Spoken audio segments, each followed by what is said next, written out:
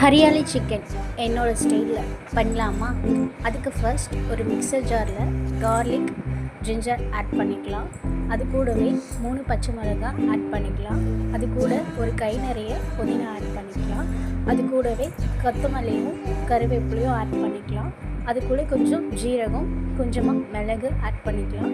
Add பண்ணதுக்கப்புறமா curd add பண்ணிக்கலாம். Curd add பண்ணி மிக்சியில் போட்டு நல்லா பேஸ்ட்டாக அரைச்சி எடுத்துக்கலாம். யாரும் லைக் பண்ண மாட்டேங்கிறீங்க, சேனலை லைக் பண்ணி சப்ஸ்கிரைப் பண்ணி சப்போர்ட் பண்ணுங்கள்.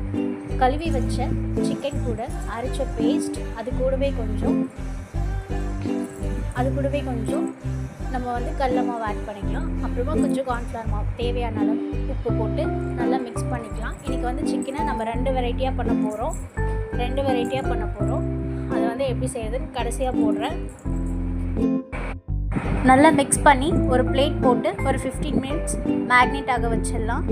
மேக்னேட் ஆனதுக்கப்புறமா ஸ்டவ் அடுப்பு ஆன் பண்ணி எண்ணெய் ஊற்றிக்கலாம். தேவையான அளவு ஃப்ரை பண்ண எண்ணெய் ஊற்றினதுக்கப்புறமா மேக்னேட் ஆன சிக்கனை ஒரு கார்ன்ஃப்ளவர் மாவில் கொஞ்சமாக பெப்பர் சால்ட் ஆட் பண்ணிக்கோங்க. மாவு கூட அது கூட டிப் பண்ணி நல்லா போட்டு ஃப்ரை பண்ணி எடுத்துக்கலாம். இந்த மாதிரி நல்லா பிடிச்சி விடுங்க.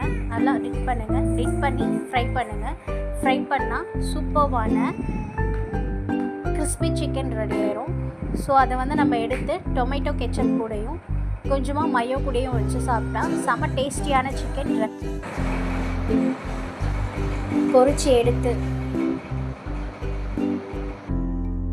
இன்னொரு சிக்கனை எந்த ஒரு மசாலாவும் போடாமல் கொஞ்சமாக மிளகாத்தூள், கொஞ்சமாக மல்லித்தூள், கரம் மசாலா தூள் ஆட் பண்ணி அதையும் ஃப்ரை பண்ணி எடுத்தால் அதுவும் சூப்பராக ரெடி ஆயிரும்.